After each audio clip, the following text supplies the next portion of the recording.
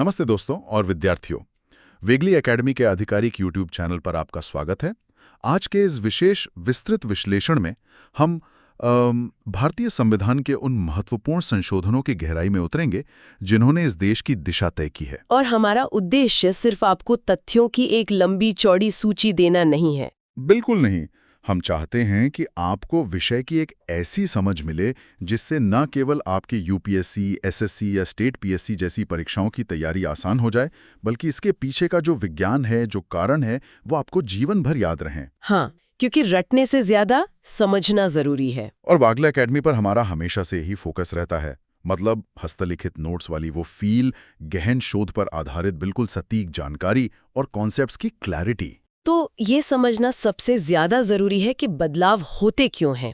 मतलब जब हम अनुच्छेद 368 के तहत संविधान संशोधन की बात करते हैं तो कई लोगों को लगता है कि अरे ये तो मूल ढांचे के साथ छेड़छाड़ है। हाँ, एक डर सा लगता है कि कुछ बदल ना जाए। राइट, लेकिन असल में ये एक सर्वाइवल मैकेनिज्म है। सोचिए ना, 1950 का समाज, वहाँ की अर्थव्यवस्था और भौगोलिक चुनौतियां आज से बिल्कुल अलग थीं। जमीन आसमान का फर्क था। बिल्कुल। अगर कोई भी कानूनी ढांचा समय के साथ नहीं झुकता है तो वो टूट जाता है।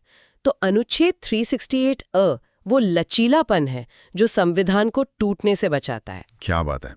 तो चलिए इस लचीलेपन का सबसे पहला सबूत देखते हैं, सीधे भारत के नक्शे पर। हाँ, अगर कोई 1950 का भारत का नक्शा देखे और उसे आज के नक्शे से मिलाए तो उसे लगेगा कि वो दो अलग अलग देशों को देख रहा है। सच में बहुत बदलाव आए हैं। हाँ, भौगोलिक सीमाओं और राज्यों की स्थिति में जो विकास हुआ है ना, वो बहुत दिलचस्प है। जैसे 1961 का 10वां संशोधन ले लीजिए, जिसने दादरा एवं नगर हवेली को भारत में एक केंद्र शासित प्रदेश यानी यूटी के रूप में जोड़ा। क्योंकि पुर्तगालियों के जाने के बाद उन्हें मुख्य धारा में लाना बहुत जरूरी था। राइट। लेकिन भौगोलिक विकास केवल जमीन के टुकड़े जोड़ने तक सीमित नहीं था। अच्छा। हाँ, 1963 का 13वां संशोधन इसका एक बहुत बड़ा उदाहरण है, जहां नागालैंड को राज्य का दर्जा मिला और इसके साथ ही अनुच्छेद 371A अस्तित्व में आया। हाँ। इसके बाद अगर हम आगे बढ़ें तो 1975 में 36वें संशोधन के जरिए सिक्किम को पूर्ण राज्य का दर्जा मिला और अनुच्छेद 371F जोड़ा गया। और सिक्किम का मामला तो काफी अलग था, है ना? बिल्कुल। सिक्किम का मामला सिर्फ एक जमीन के टुकड़े का भारत में मिलना नहीं था, ये एक पूरी की पूरी रियासत का भारत के लोकतांत्रिक ढांचे में विलय था, जिसके लिए बहुत ही जटिल कानूनी प्रक्रियाओं की जरूरत पड़ी थी। और फिर 1987 में जाकर 56वां संशोधन हुआ, जिसने गोवा को भारत का 25वां राज्य बना दिया। हाँ, लेकिन मतलब नक्शा बदलने का मतलब सिर्फ नए राज्य बनाना तो नहीं है। कभी कभी एक शहर इतना बड़ा और राजनीतिक रूप से महत्वपूर्ण हो जाता है कि वो अपने मौजूदा दर्जे से ही बाहर निकल आता है। आप दिल्ली की बात कर रहे हैं ना? एकदम सही पकड़ा आपने। यही संकट 1991 में 69वें संशोधन का कारण बना, जिसने दिल्ली को महज एक यूटी से निकालकर राष्ट्रीय राजधानी क्षेत्र यानी एनसीआर का विशेष दर्जा दिया। और अंतर्राष्ट्रीय सीमाओं को भी नहीं भूलना चाहिए। राइट। 2015 का 100वां संशोधन भारत और बांग्लादेश के बीच जो भूमि सीमा समझौता यानी एलबीए हुआ था। हाँ, जिसने उन एन्क्लेव की समस्या को सुलझाया, जहां मतलब दशकों से लोग एक देश के अंदर दूसरे देश के छोटे से हिस्से में बिना नागरिक अधिकारों के फंसे हुए थे। ये तो बहुत बड़ी बात थी। अगर मैं इसे सिंपल भाषा में कहूं तो ये पूरी प्रक्रिया मुझे एक घर के विस्तार जैसी लगती है। अच्छा, वो कैसे? मतलब जैसे परिवार बढ़ा, जरूरतें बदलीं, तो हमने नए कमरे बना लिए, बाउंड्री वॉल ठीक कर ली। लेकिन मेरा एक सवाल है यहाँ पर। पूछिए। क्या हमने सिर्फ जमीन के टुकड़े जोड़े या हमें उन कमरों में रहने वाले अलग अलग तरह के लोगों के लिए कुछ अलग नियम भी बनाने पड़े? ये बहुत ही सटीक सवाल पूछा आपने। भारत जैसी विशाल विविधता वाले देश में ना, आप केवल नक्शे पर रेखाएं खींचकर काम नहीं चला सकते। जब आप किसी नए क्षेत्र को जोड़ते हैं या किसी भौगोलिक रूप से दुर्गम इलाके के लोगों को मुख्य धारा में लाते हैं, तो आप उन पर अचानक से दिल्ली या मुंबई के नियम नहीं थोप सकते। जाहिर सी बात है, उनका रहन सहन अलग है। बिल्कुल। उनकी अपनी सदियों पुरानी जमीनी, सांस्कृतिक और जनजातीय पहचान होती है। उसे सुरक्षित रखना बहुत जरूरी है। राइट। और यही वो जगह है जहां संविधान में विशेष प्रावधानों की आवश्यकता महसूस हुई, जो सीधे अनुच्छेद 371 का रास्ता खोलते हैं। अच्छा, चलिए इसे थोड़ा अनपैक करते हैं। क्योंकि विद्यार्थियों के लिए परीक्षाओं में ना अनुच्छेद 371 की ये जो ABCD है, ABCD, ये अक्सर एक बहुत बड़ा सिरदर्द बन जाती है। हाँ, स्टूडेंट्स अक्सर इसमें कंफ्यूज हो जाते हैं। तो हम इसे याद रखने के लिए कुछ ट्रिक्स का इस्तेमाल करते हैं, जैसे किसी अल्फ़ाबेट को राज्य की खूबी से जोड़ देना। जैसे अनुच्छेद 371 सीधे तौर पर महाराष्ट्र और गुजरात के विदर्भ या सौराष्ट्र जैसे पिछड़े इलाकों के विकास बोर्ड से जुड़ा है। ठीक है। फिर 371A नागालैंड के लिए है, 371B असम के लिए और 371C मणिपुर के लिए है। 371D और E आंध्र प्रदेश के लिए हैं, जहां E विशेष रूप से वहां की सेंट्रल यूनिवर्सिटी की स्थापना की बात करता है। और अगर हम इस सूची में आगे बढ़ें तो 371F सिक्किम की विधानसभा और वहां के विशेष अधिकारों की रक्षा करता है। हाँ, 371H अरुणाचल प्रदेश के राज्यपाल को कानून व्यवस्था पर विशेष शक्तियां देता है। 371I गोवा के लिए है और 371J कर्नाटक के हैदराबाद कर्नाटक क्षेत्र के विकास से संबंधित है। रुकिए, यहाँ मुझे एक चीज समझनी है और ये थोड़ा तीखा सवाल भी हो सकता है। बेझिझक पूछिए। अनुच्छेद 14 तो चीख कर कहता है कि कानून के सामने सब समान है ना? समानता का अधिकार हमारे संविधान का मूल है। हाँ, बिल्कुल है। फिर इन कुछ खास राज्यों को ये VIP ट्रीटमेंट क्यों? मतलब क्या ये समानता के सिद्धांत का सीधा सीधा उल्लंघन नहीं है? इस सवाल का दिमाग में आना बहुत स्वाभाविक है, लेकिन मैं बता दूं कि इसे VIP ट्रीटमेंट कहना पूरी तरह से गलत होगा। अच्छा। हाँ, ये समानता के सिद्धांत का उल्लंघन नहीं है, बल्कि उसे जमीनी स्तर पर लागू करने का एक तरीका है। इसे समझने के लिए ना आपको समानता यानी इक्वालिटी और समता यानी इक्विटी के बीच का अंतर जानना होगा। इक्वालिटी और इक्विटी। हाँ समानता का मतलब है कि आपने सबको एक ही आकार का जूता दे दिया जी, चाहे उनके पैर का आकार कुछ भी हो, जो कि तकलीफ देगा। बिल्कुल। लेकिन समता का मतलब है सबको वो जूता देना जो उनके पैर में सही से फिट बैठे, ताकि सभी आराम से चल सकें। यानी सबको एक ही लाठी से नहीं हाँका जा सकता। ठीक यही बात है। अब अनुच्छेद 371A में नागालैंड का ही उदाहरण ले लीजिए। हाँ? ये सिर्फ एक फैंसी टाइटल नहीं है, ये भारतीय संसद को ऐसा कोई भी कानून बनाने से रोकता है जो नागाओं की सदियों पुरानी धार्मिक और सामाजिक प्रथाओं या उनके जमीन के मालिकाना हक में दखल दे। ओहो, राइट। अगर आप एक आदिवासी समाज पर, जिनका जमीन से जुड़ाव बिल्कुल अलग है, उन पर आधुनिक कॉर्पोरेट प्रॉपर्टी कानून थोप देंगे तो वो समानता नहीं होगी, बल्कि सांस्कृतिक विनाश होगा। मतलब वो तो उनकी पूरे वजूद पर ही खतरा हो जाएगा। बिल्कुल। इसलिए ये कोई विशेषाधिकार या VIP ट्रीटमेंट नहीं है, ये उनके वजूद और मूल अधिकारों की एक संवैधानिक ढाल है। समझ गया। अधिकारों और शक्ति की इस बात से ना मुझे 1970 के दशक का वो दौर याद आता है जो भारतीय लोकतंत्र का सबसे उथल-पुथल वाला समय था। इमरजेंसी का दौर। हाँ, मतलब 42वें और 44वें संशोधन की प्रक्रिया किसी रस्साकशी से, एक टग ऑफ वॉर से कम नहीं लगती। बिल्कुल। एक तरफ 1976 का 42वां संशोधन है जिसने सरकार के हाथों में अपार शक्तियां केंद्रित कर दी। मतलब इसने मौलिक कर्तव्य यानी फंडामेंटल ड्यूटीज जोड़े और प्रस्तावना में पहली बार 3 भारी भरकम शब्द शामिल किए, समाजवादी, पंथनिरपेक्ष और अखंडता। और आपको पता है 42वां संशोधन अपने आप में इतना व्यापक था कि इसने सुप्रीम कोर्ट की शक्तियों तक को सीमित करने का प्रयास किया था। बाप रे। हाँ, इसी वजह से इसे अक्सर मिनी संविधान भी कहा जाता है। ये वो दौर था जब सत्ता का पलड़ा अधिकारों के पलड़े से बहुत बहुत ज्यादा भारी हो गया था। तो अगर 42वां संशोधन सत्ता को असीमित करने का प्रयास था, तो क्या 1978 में आया 44वां संशोधन बेसिकली अगली सरकार द्वारा दबाया गया एक बहुत बड़ा अंडू बटन था? आप इसे एक अंडू बटन कह सकते हैं, काफी हद तक। तो उन्होंने संतुलन वापस लाने के लिए क्या किया? क्योंकि सबसे बड़ा बदलाव तो संपत्ति के अधिकार को लेकर था ना? हाँ, राइट टू प्रॉपर्टी। राइट। अनुच्छेद 31 को मौलिक अधिकारों की सूची से ही उखाड़ फेंका गया और उसे 300A के तहत महज एक कानूनी अधिकार बना दिया गया। मेरा सवाल ये है कि मौलिक अधिकार से कानूनी अधिकार में ये डिमोशन क्यों किया गया? देखिए, ये कोई साधारण डिमोशन नहीं था। सोचिए, सरकार को प्रस्तावना के उस समाजवादी लक्ष्य को पूरा करना था, जैसे जमींदारी प्रथा खत्म करना, नए बांध बनाना या हाईवे निकालना। अब इन सब के लिए जमीन की जरूरत थी, जाहिर है। लेकिन अगर संपत्ति का अधिकार एक मौलिक अधिकार है, तो सरकार जैसे ही किसी की जमीन लेती, वो व्यक्ति सीधे सुप्रीम कोर्ट पहुंच जाता और विकास का काम वही रुक जाता। तो ये एक प्रैक्टिकल समस्या थी। बिल्कुल। 44वें संशोधन ने ये स्पष्ट किया कि संपत्ति रखना आपका कानूनी अधिकार तो है, लेकिन राष्ट्रीय हित में सरकार उसे कानूनी प्रक्रिया के तहत ले सकती है। समझ गया। और सबसे बड़ी बात, इस संशोधन ने ये सुनिश्चित किया कि भविष्य में कोई भी सरकार आसानी से आपातकाल न लगा सके। वो कैसे? इसके लिए कैबिनेट की लिखित सलाह को अनिवार्य कर दिया गया। मतलब सिर्फ प्रधानमंत्री के कहने पर इमरजेंसी नहीं लग सकती। हाँ, ये सच में राज्य की तानाशाही प्रवृत्तियों को रोकने और लोकतंत्र को सुरक्षित करने का एक मास्टर स्ट्रोक था। बिल्कुल। और इस लोकतंत्र को सबसे बड़ी ताकत तब मिली जब 1989 में 61वां संशोधन आया।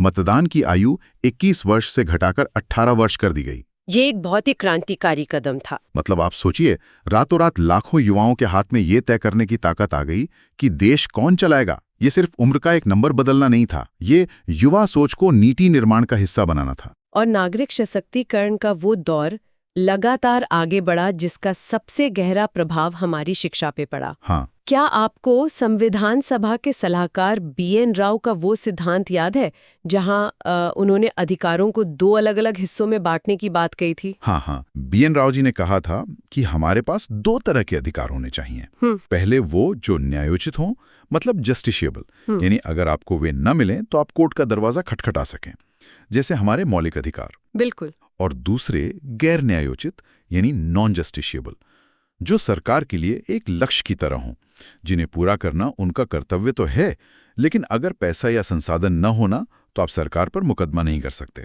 एकदम सही। और आपको जानकर हैरानी होगी कि शिक्षा शुरुआत में इसी दूसरी श्रेणी में आती थी। अच्छा। हाँ, 1950 के दशक में भारत के पास इतने स्कूल और संसाधन नहीं थे कि वो हर बच्चे को शिक्षा की गारंटी दे सके। इसलिए ये राज्य के नीति निर्देशक तत्वों में एक गैर न्यायोचित लक्ष्य बनकर रह गया। लेकिन समय के साथ जब संसाधन बढ़े तो संविधान ने भी खुद को अपडेट किया, है ना? बिल्कुल किया। और यही 2003 के 86वें संशोधन की सबसे बड़ी खूबी है। हाँ।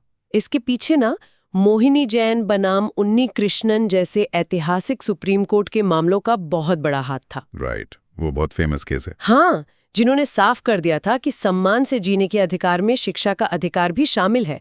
तो 86वें संशोधन ने शिक्षा को अनुच्छेद 21A के तहत एक न्यायोचित मौलिक अधिकार बना दिया। बहुत बढ़िया। इसके अलावा अनुच्छेद 51A के जरिए इसे माता पिता का मौलिक कर्तव्य भी बनाया गया और अनुच्छेद 45 की भाषा को बदलकर उसे 6 साल से कम उम्र के बच्चों की देखभाल पर केंद्रित कर दिया गया। ये देखना सच में अद्भुत है कि कैसे दशकों पुराना एक लक्ष्य समय आने पर नागरिकों का अधिकार बन जाता है। हाँ। और हमारी भाषाएं भी इसी संवैधानिक विकास का हिस्सा रही हैं। भारत एक बहुभाषी देश है और 1992 के 71वें संशोधन ने कोंकणी, मणिपुरी और नेपाली को 8वीं अनुसूची में शामिल किया। बिल्कुल। फिर 2003 में 92वें संशोधन के द्वारा बोडो, डोगरी, संथाली और मैथिली को जोड़कर यह साबित किया गया कि संविधान क्षेत्रीय पहचान और आवाजों को कितनी अहमियत देता है। क्योंकि जब समाज अपनी आवाज उठाता है ना, तो संविधान को उसे सुनने और शामिल करने के लिए रास्ते बनाने ही पड़ते हैं। तो मतलब इन सब का क्या अर्थ है? अगर हम इस बदलाव की गति को आज के संदर्भ में देखें तो हमें आधुनिक युग के संशोधनों की बात करनी होगी, जिन्हें मैं 100+ क्लब कहता हूँ। 100+ क्लब, ये नाम अच्छा है ना? हाल के वर्षों के ये वो संशोधन है जिन्होंने भारत की पूरी आर्थिक और सामाजिक मशीनरी को खोलकर दोबारा सेट किया है। हाँ। शुरुआत होती है 2017 के 101वें संशोधन से, जिसने पूरे देश के टैक्स सिस्टम को पलटकर GST यानी वस्तु एवं सेवा कर लागू कर दिया। एक देश एक टैक्स। बिल्कुल। फिर आया 2018 का 102वां संशोधन, जिसने NCBC यानी राष्ट्रीय पिछड़ा वर्ग आयोग को अनुच्छेद 338B के तहत संवैधानिक दर्जा दे दिया। फिर 2019 में 103वां संशोधन, जिसने आर्थिक रूप से कमजोर वर्गों के लिए EWS के लिए पहली बार 10% आरक्षण की व्यवस्था की। और इस 100+ क्लब में 2020 का 104वां संशोधन भी बहुत गहराई लिए हुए है। वो कैसे? इसने एक तरफ तो SC/ST आरक्षण की समय सीमा को आगे बढ़ाया, लेकिन दूसरी तरफ आंग्लो भारतीय मतलब एंग्लो इंडियन समुदाय के मनोनयन के कोटे को समाप्त कर दिया। ओहो, ऐसा क्यों? क्योंकि अब जनसांख्यिकी में उनकी वो स्थिति नहीं रही जिसके लिए आजादी के समय ये विशेष व्यवस्था की गई थी। समझ गया। इसके बाद 2021 में 105वें संशोधन ने राज्यों की उस शक्ति को बहाल किया जिससे वे अपनी खुद की ओबीसी सूची तैयार कर सकें। और सबसे हालिया 2023 का 106वां संशोधन नारी शक्ति वंदन अधिनियम, बहुत ही ऐतिहासिक कदम। हाँ, जिसने लोकसभा और राज्य विधानसभाओं में महिलाओं के लिए सीधे 33% आरक्षण तय कर दिया। लेकिन यहां मैं थोड़ा रुकना चाहूंगा जी। आपने 102वें संशोधन का जिक्र किया था जहां एनसीबीसी को संवैधानिक दर्जा मिला। हाँ। अब बाहर से देखने पर यह सिर्फ एक नाम बदलने जैसी प्रक्रिया लगती है। मेरा सवाल है कि क्या किसी आयोग को अनुच्छेद 338B में लिख देने से जमीनी हकीकत बदल जाती है, या ये सिर्फ कागजी कार्रवाई है, मतलब ऑन पेपर ही है सब कुछ? नहीं, ये सिर्फ कागजी कार्रवाई बिल्कुल नहीं है। इसे ऐसे समझिए, जब तक किसी आयोग के पास संवैधानिक दर्जा नहीं होता, वो केवल सरकार को सलाह दे सकता है। सरकार माने या ना माने उसकी मर्जी। अच्छा। लेकिन जब उसे अनुच्छेद 238B का बल मिलता है तो उसे सिविल कोर्ट की शक्तियां मिल जाती हैं। बाप रे, सिविल कोर्ट? हाँ, ये उस वॉचडॉग को दाद देने जैसा है जो पहले सिर्फ भौंक सकता था। अब एनसीबीसी भारत के किसी भी हिस्से से किसी भी व्यक्ति या अधिकारी को समन जारी कर सकता है, उनसे पूछताछ कर सकता है और विभागों से कोई भी सरकारी फाइल या दस्तावेज मंगवा सकता है। मतलब अब वो एक्शन ले सकते हैं? बिल्कुल। अधिकारों के हनन पर ये सीधे जवाबदेही तय करता है।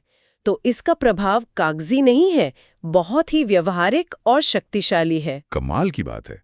इसका मतलब है कि संविधान सिर्फ अधिकार बांटने का काम नहीं कर रहा है, वो ये भी सुनिश्चित कर रहा है कि उन अधिकारों को लागू करवाने के लिए एक मजबूत सिस्टम मौजूद हो। एकदम सही समझे आप। और ये चेक एंड बैलेंस या नियंत्रण का ढांचा हमें बड़े संवैधानिक पदों पर भी देखने को मिलता है। बिल्कुल। और परीक्षाओं के दृष्टिकोण से ना, पद मुक्ति यानी रिमूवल के ये अनुच्छेद बहुत महत्वपूर्ण है, क्योंकि ये सीधे सत्ता के दुरुपयोग को रोकते हैं। हाँ, अगर हम अनुच्छेद 61 की बात करें तो ये राष्ट्रपति पर महाभियोग यानी इम्पीचमेंट की बेहद जटिल प्रक्रिया तय करता है। ऐसा नहीं है कि संसद में बस एक साधारण वोट हुआ और राष्ट्रपति को हटा दिया गया। बिल्कुल नहीं, इसके लिए दोनों सदनों में विशेष बहुमत चाहिए होता है। फिर अनुच्छेद 67B है जो उपराष्ट्रपति को पद से हटाने की प्रक्रिया बताता है। अनुच्छेद 94 लोकसभा स्पीकर को हटाने का रास्ता दिखाता है और अनुच्छेद 90 राज्यसभा के उप सभापति की पदमुक्ति से जुड़ा है। मतलब ये प्रक्रियाएं जानबूझकर मुश्किल बनाई गई हैं। और इनका मुश्किल होना ही तो देश में राजनीतिक स्थिरता बनाए रखता है। हाँ, इसी नियंत्रण के ढांचे में केंद्र और राज्य के रिश्तों को संतुलित करने के लिए ना अनुच्छेद 355 बहुत अहम भूमिका निभाता है। वो क्या करता है? ये केंद्र सरकार का दायित्व तय करता है कि वो सुनिश्चित करे कि हर राज्य की सरकार संविधान के नियमों के अनुसार ही चल रही है। अच्छा, एक तरह की निगरानी। हाँ।